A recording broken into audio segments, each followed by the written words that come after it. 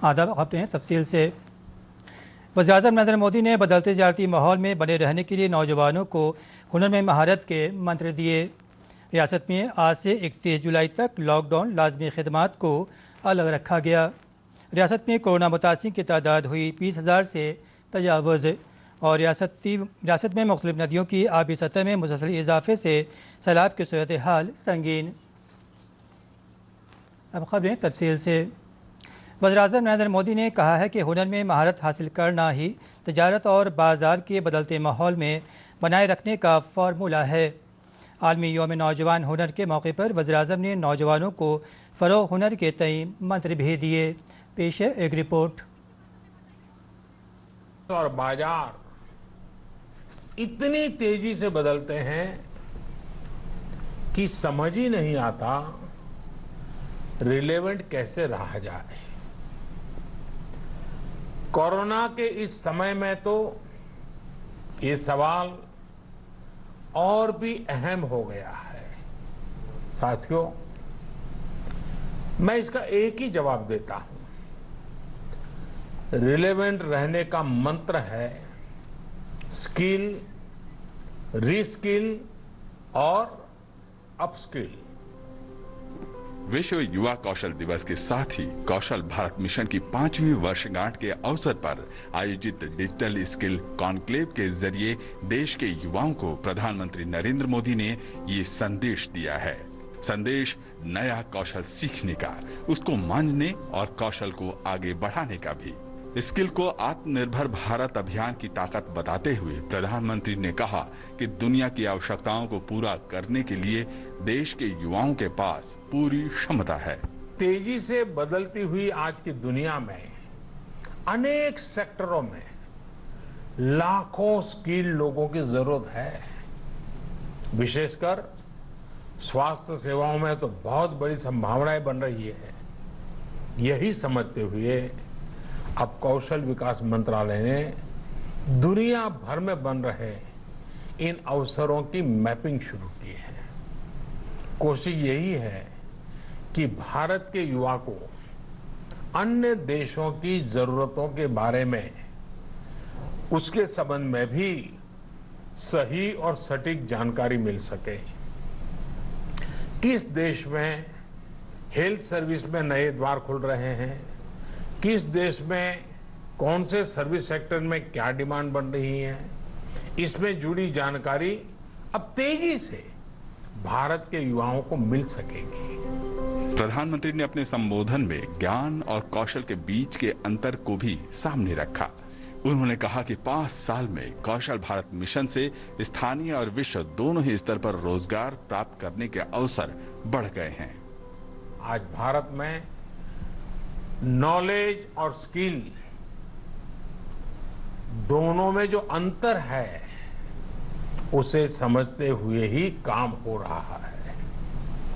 आज से 5 साल पहले आज के ही दिन स्किल इंडिया मिशन इसी सोच के साथ शुरू किया गया था।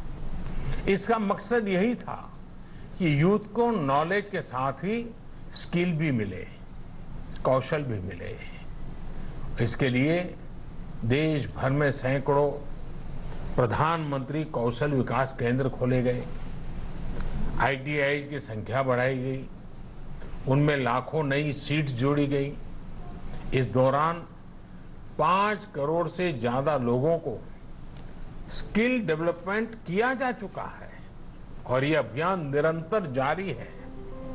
कुशल कामगारों और नियोक्ताओं की मैपिंग तैयार करने के लिए हाल में ही लॉन्च किए गए पोर्टल का उल्लेख करते हुए प्रधानमंत्री ने कहा कि इससे घर लौटे प्रवासी श्रमिकों सहित अन्य कामगारों को आसानी से नौकरी पाने में मदद मिलेगी। इसके साथ ही नियोक्ताओं को भी माउस को क्लिक करते ही कुशल कर्मचारियों से संपर्क करने में काफी आसानी होगी। हर साल 15 जुलाई को मनाए जाने वाला विश्व युवा कौशल दिवस इस वर्ष वर्चुअल मोड में मनाया गया। लाखों की संख्या में प्रशिक्षुओं के व्यापक नेटवर्क सहित प्रणाली के सभी हितधारकों ने इस सम्मेलन में भाग लिया। सुधाकर दास की रिपोर्ट, डीडी न्यूज। रियासत में कोरोना के बढ़ते मामलों को देखते हुए बिहार के सभी अजला में आज से 31 जुलाई तक मुकम्मल लॉकडाउन का ऐलान किया गया है। इस दौरान ज़रूरी खदमात को छोड़कर मरकज़ और रियासती हुकूमत के सभी दफातर पूरी तरह बंद रहेंगे।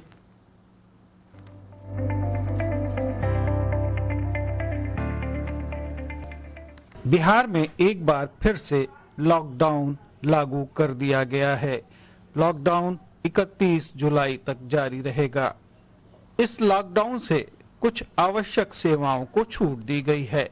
रक्षा, पुलिस, पेट्रोल पंप, पोस्ट ऑफिस, बिजली, पानी, सिंचाई, खाद्य वितरण, कृषि और पशुपालन विभाग से जुड़ी अत्यावश्यक सेवाओं को लॉकडाउन से छूट रहेगी।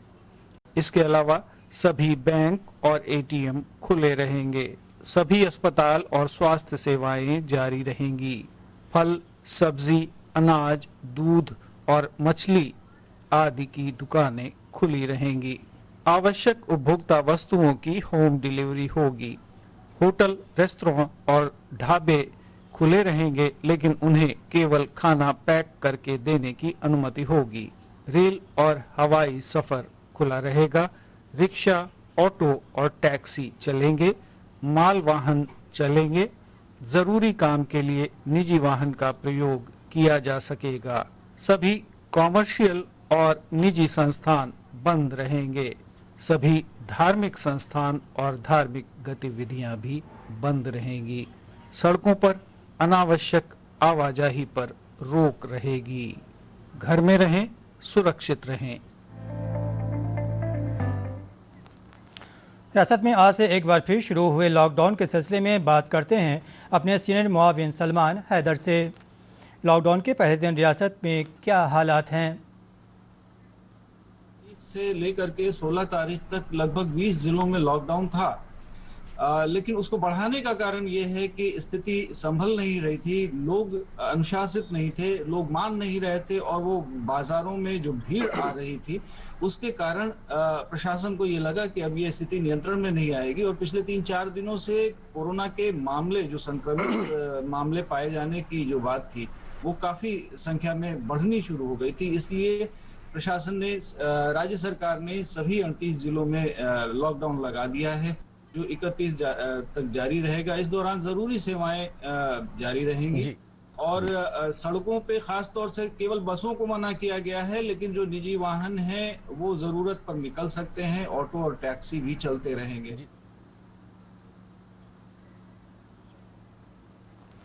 रियासत में कोविड-19 मुतासिरीन की तादाद 20,000 से तजावज़ कर गई है।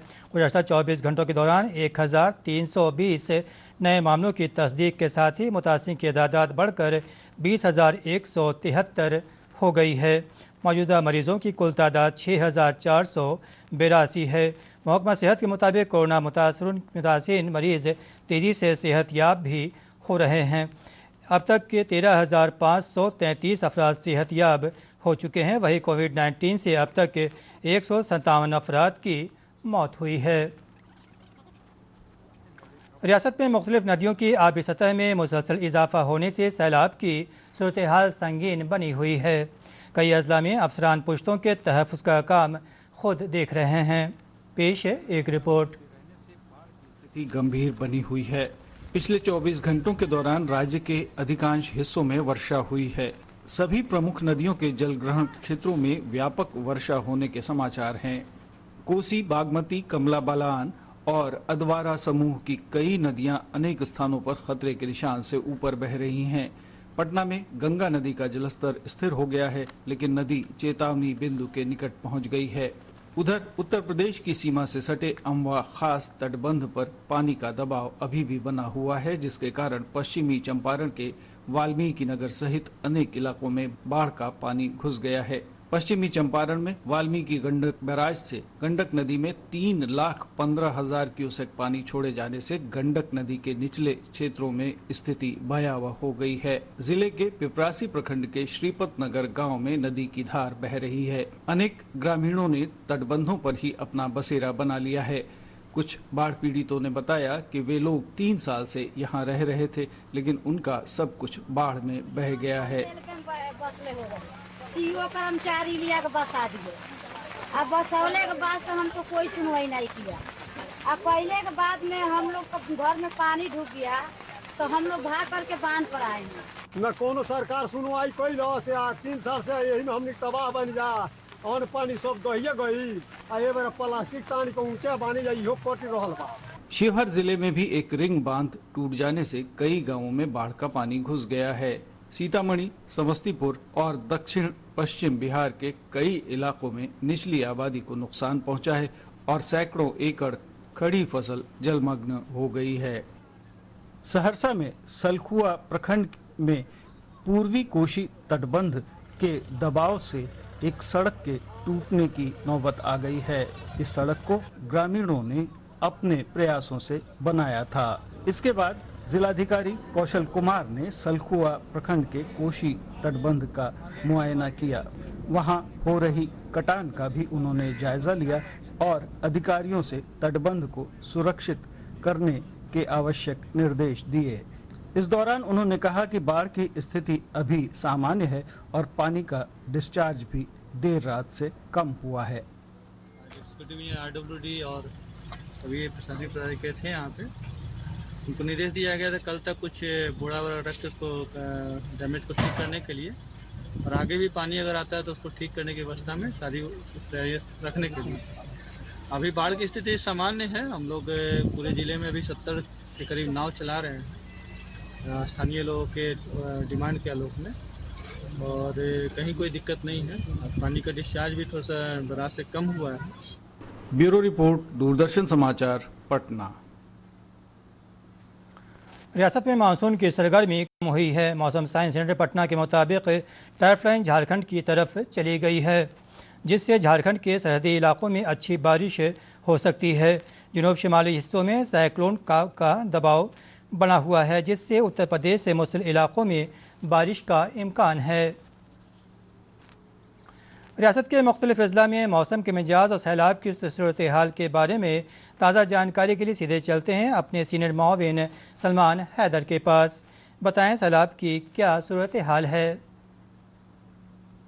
अपनी वार्निंग में थोड़ी सी तब्दीली की है। उसके अनुसार जो पूर्वी उत्तर प्रदेश से लगा हुआ बिहार का इलाका है वहां पर बारिश ज्यादा होने के चांसेस हैं। बाकी जो अक्षीय रेखा है, जो एक्सेस लाइन है वेदर की मानसून की, वो थोड़ा सा खिसक के उत्तर प्रदेश की तरफ चली गई है। लेकिन जो उत्तर प्रदेश से सटा हुआ इलाका है वहां पर ज्यादा बारिश और बिजली गिरने की संभावना जताई है। हालांकि अभी सेंट्रल बिहार और जो बाकी के नॉर्थ बिहार के इलाके हैं जहां पे बाढ़ का पानी काफी आ गया था पहले, अब बारिश में कमी होने की वजह से पिछले 2 दिनों से वहां बारिश काफी हल्की हो गई है।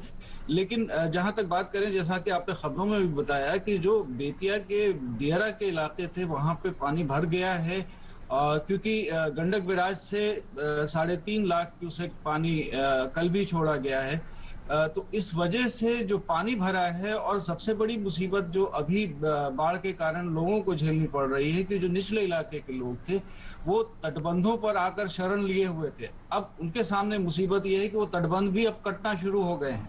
एक चौड़ी सड़क के बजाय एक पतली सी रेखा रह गई है उनके लिए रहने के लिए, और वो झोपड़ी झुग्गी बनाकर पॉलिथीन की शीट डाल करके अपने मवेशियों के साथ वहां है। तो ऐसा बहुत सारे जो दरभंगा का इलाका है वहां पर भी और चंपारण में भी ये स्थिति देखने में आ रही है। जी बहुत बहुत शुक्रिया। आखिर में ख़ास खबरें एक बार फिर। वज़ीर-ए-आज़म नरेंद्र मोदी ने बदलते तजारती माहौल में बने रहने के लिए नौजवानों को हुनर में महारत के मंत्र दिए। रियासत में आज से 31 जुलाई तक लॉकडाउन लाजमी खिदमात को रखा गया अलग। रियासत में कोरोना मुतासिरीन की तादाद हुई 20,000 से तजावुज़, और रियासत में मुख्तलिफ नदियों की आबी सतह में मुसलसल इजाफे से सैलाब की सूरत हाल संगीन। इसके साथ ही उर्दू खबरों का ये बुलेटिन ख़त्म हुआ। आदाब।